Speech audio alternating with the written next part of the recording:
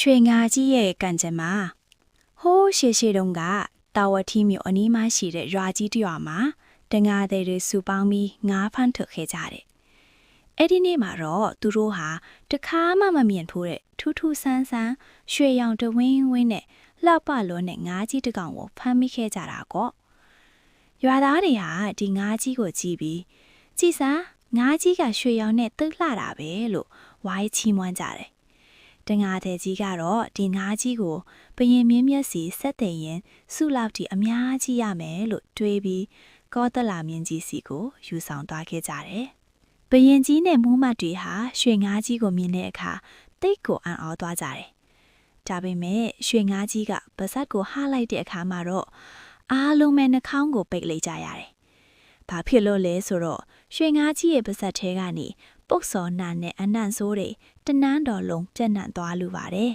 ။ခန္ဓာကိုယ်ကရွှေရောင်နဲ့လှပေမဲ့ပါဇက်ကဘာလို့ဒီလောက်နံနေရတာလဲဆိုတာကိုသိချင်တာနဲ့ဘယင်ကြီးဟာရွှေငါးကြီးကိုဇေတဝင့်ကျောင်းတော်ကမြတ်စွာဘုရားစီယူသွားပြီးမေးမြန်းခဲ့ကြတယ်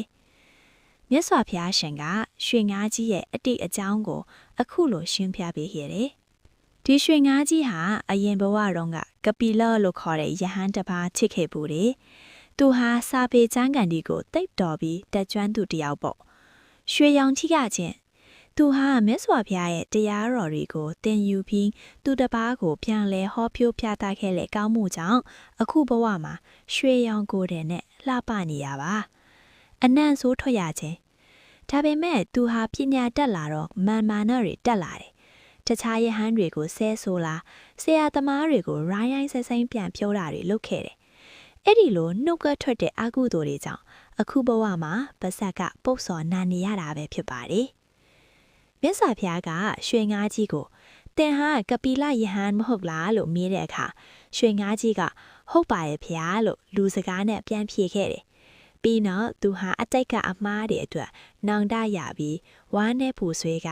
လေဆုံးသွားရှာတယ်။တည်ပြီးတဲ့နောက်မှာတော့ငရဲဖီကိုရောက်သွားခဲ့ရတယ်လို့ဆိုပါတယ်။ဒီပုံမြင်လေးကပေးတဲ့သင်ခန်းစာ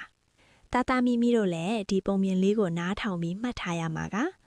1ကိုကပညာတတ်ရင်ပဲဖြစ်ဖြစ်ရုပ်ချောရင်ပဲဖြစ်ဖြစ်မာနမထားရဘူး